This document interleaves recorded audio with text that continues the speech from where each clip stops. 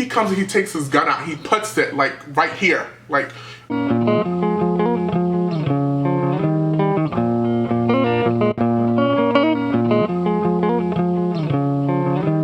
what's good, what's poppin'? It's your boy Denzel Dion. Welcome back to my channel. As you can see by the title, it is the time that I got held at gunpoint, and no, it is not clickbait. All my story times are real as fuck. Like, who sits in front of a camera and just make up stories? So let me just tell you the whole scenario, the whole synopsis, the whole before, like I always do. So wait, before we get into this video, if you have not subscribed to my channel, pause this video, click that subscribe button, and now press play when you're done. Okay, so this happened in 2009. I was literally 11 years old. Okay, so my mom in those days, well, sort of now too, and my mom in those days, she owns a lot of businesses in New York City, okay? Particularly, to be very specific, Bronx, New York, okay? If you hear about the Bronx, you know it's not a good thing, okay? The Bronx is what you hear about it is it's somewhat true. So running businesses, right, in the Bronx is no joke, okay? Especially at night when people like always try to rob, especially like the teenagers, like they try to rob you, they try to hold you at gunpoint, and just, you know, they just do rah-rah stuff, just very crazy shit. So 2009, my mom had about like 4 shops at that time opened up, yeah, okay, and they were all like 20 minutes away from each other. So I ran one store that was like 20 minutes away. It was like my mom's biggest store, and then my mom stayed at the busiest. It was like not the biggest, but it was the busiest, and I was at the biggest, but not the busiest. The irony. I used to run the biggest one. Well, okay, I was 11. Okay, by run, I mean like I used to pay the workers. I used to work the cashier. I was working for my mom at 11. Yes, I was. It was fun, you know. I got a whole business field, whole business experience, you know. Okay, and at night, when I closed the shop, I'll close the shop with another worker, then I'll just take a cab to my mom's other shop that she would be at, which like, she closes whatever she closes because she's the one who closes this. So like, this store closes at 7:30, the other store, sometimes she closes at 10, sometimes she closes at midnight. She just closed whenever she wants to close, whatever she wanted to close. I closed the store, then I was on the way to my mom's store, okay? And my mom wasn't there when I got there. It was her worker.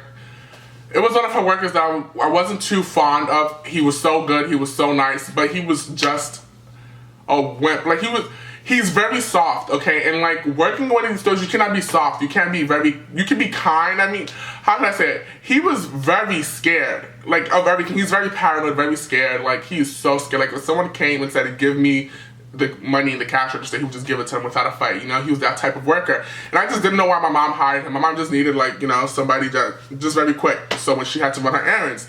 On that day, my mom ran her errands, and he was the only one in that store. Okay, the day before this happened, my mom told me that some kids tried to steal from her store, and then she stopped them.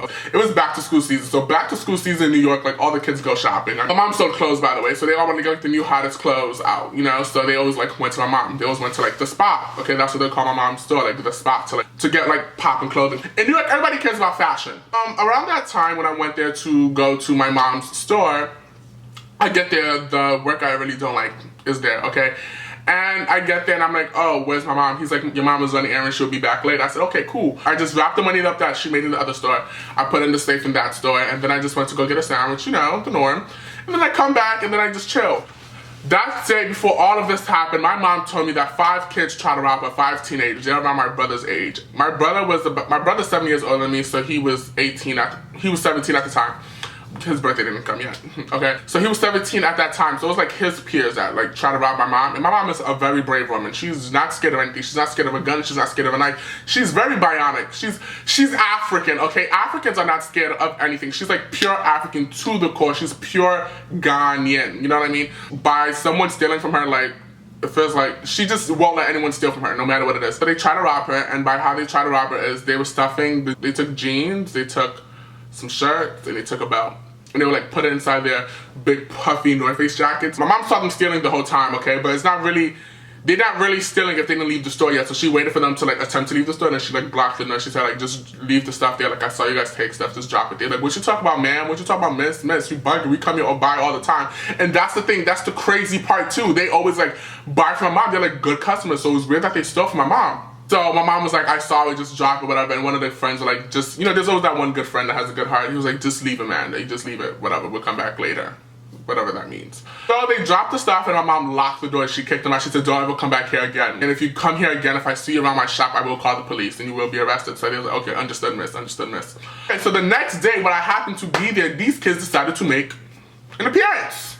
okay? So I'm sitting there and I'm chilling, you know, doing me. I see these 5 teenagers walk into the store, okay? I don't know what I don't know these were the teenagers from yesterday, but they looked familiar because I always see them. They live like up the block, you know? I always see those are like neighborhood kids that live by my mom's shop, so they stop by before they go home. So they're looking around, you know, talk about they want to buy this, buy that, buy all of that, and then my mom's looking at us very paranoid, it's like shaking while talking to them. Like, he knows like there's something off about them. Like, you need to show. So I was like, okay. I took care of them, like, what you want, what you need, like, what you know? So I was taking care of one of them, and I saw one of them steal stuff. I said, okay, you know, I'm not gonna say nothing because, you know, I'm here by myself, so they can steal whatever they want to steal. I am not trying to get hurt. It will be replaced, you know what I mean? Like, my life is not worth a pair of jeans, I'm sorry. So I'm like, I see, I don't say anything, and I tell the guy, and he's not saying nothing because, you know, he's scared. So he's like, texting my mom. The biggest one there, he was the tallest one, but he was like the most skinniest one. He was like 6'3". He was white, he was Hispanic, he looked Asian, but he wasn't Asian, so he was basically like Puerto Rican, because like some Puerto Ricans have chinky eyes, you know what I mean? He was like, where's your mother? I'm like, ooh, how do you even know my mom? Like, how do you know that was my mother? I was like, she's not here, why? He was like, oh, because she was acting crazy yesterday. I'm like, what are you talking about? And I'm like, oh, fuck, these are the kids from yesterday. So I see one of them stand by the door like this, like posted up, stand one by the door, and the others, they just take out trash bags, and they just like grabbing like the jeans, like grabbing the jeans, and I'm like, oh my god, they're trying to like rob my mom's store right now. They're like grabbing the jeans, you know, and they're just stuffing it in, stuffing it in, stuffing it in, stuffing in the bags, like taking everything, and my mouth is closed shut. My eyes just like then I just came to the point, I was like, y'all cannot steal all of this. I was like, I'm sorry, I can't let y'all leave here, like my little 11-year self. I mean, when I was 11, I was like 5'1". Oh my god, I sound so big right now. Yes, when I was 11, I was like 5 feet, 5'1". Yes, I was. Yeah, I remember. I was so big in middle school. When I was 11, no. When I was 11, I was 5'3". What am I saying? When you go to the stores and they have the poles and, you know, you like take the stuff down for the customer. If you've been to those stores, it's like a big pole that you take stuff down, you know? And I had the pole, I'm like, y'all can't leave here with that stuff. Like, I'm not trying to let y'all leave here with that stuff. Like, that's my mom's stuff. Like, she's worked hard for it, you know? I'm giving like a little speech, you know, so they can like feel bad for me. One of them said, what you said, little nigga? I said what I said. Like, I was like, yeah, I just can't leave here, I'm sorry. And then I told the guy, I'm like, call the police right now. Hurry up and call the police. And lock the door, like, call the police. He said, you trying to lock us in here? He comes and he takes his gun out. He puts it, like, right here. Like, he walks over. He's like, I'm like, oh my god. I'm shitting in my pants right now. This traumatized me forever. I mean, I would just never forget that day. I would never forget their faces. I'll never forget the scenario. I'll never forget the day. I just won't forget anything about it. Like, I can tell the story like it happened to me like 2 minutes ago. Like, I would just never forget that day. I would never forget their faces. I'll never forget the scenario. I'll never forget the day. I just won't forget anything about it. Like, I can tell the story like it happened to me like 2 minutes ago. So he's holding a gun and he's like, nah, and then his friend's like, nah, chill, what are you doing? He's a little kid, what you do? He's like, nah, cause you wanna talk all this shit. You tough, huh? You big, huh? My mouth was shut, I'm not even gonna lie to you. I peed on my pants a little bit and I was just like shaking my legs, like I was really shaking. He went to the back and he came out and he was like, no, please, like don't like do anything to the kid. He's just a kid, take whatever you want. And I'm like, I'm here and I'm like, take whatever you want. You don't, just because he has, like, come on, like, don't take whatever you want. I'm just sitting there, I'm quiet, I'm giving him the look like, call the police. Call the police. I just told you, call the police, you're not calling the police. He said, call the police and I'll shoot both of y'all. So now I'm just sitting here like this, and he just has the gun to my head for like the past 5 minutes, and they just debating on what to do. The store is like a busy street, so like customers trying to come in, they saw. So they just like, he said, unlock the fucking door right now before like I shoot you. So he unlocks the door, like he unbuzzes the door, and then they just like run away. Before they run away, the kid that had the gun to my head, the door closed, and he had the gun pointed to me. He went like that, and then his friends like grabbed him from the window, and like I was crying that day. Like I was sobbing. I could have died that day. Like, I wouldn't be here right now. I guess you can say, like, I don't know if God had my back that day or whatever, but wow, he was about to shoot me for a pair of jeans. Boy, what the fuck is wrong with you? And the thing is, after that day, I saw him the year after. I never saw him. I thought I was gonna see him again, so I never used to like, it traumatized me, it really did traumatize me, because I was like, you know, I always see these kids. So I was like, you know what, I told my mom, like, I'm not, like, when I go here, I'm only gonna go here on the daytimes, on the weekends. Like, I'm not coming here after I close the other shop. Like, I'm sorry, because I used to see these kids every day, and I feel like the first 2 weeks I just started coming out, and I just haven't seen them. And then I saw the kid again next year at Papa John's, okay? And he did not notice me for shit. I'm like, oh my god, how about if he noticed him? He didn't notice me. I noticed him. I would never forget that face a day in my life. I would never, ever forget that day. I saw him like 3 times after that. Then I don't live in the Bronx anymore, 1. 2, my mom closed down that shop that was there because it was like too dangerous for her to stay there, you know? There was like many occasions that people try to rob her, people try to steal from her, like somebody pulled out a knife.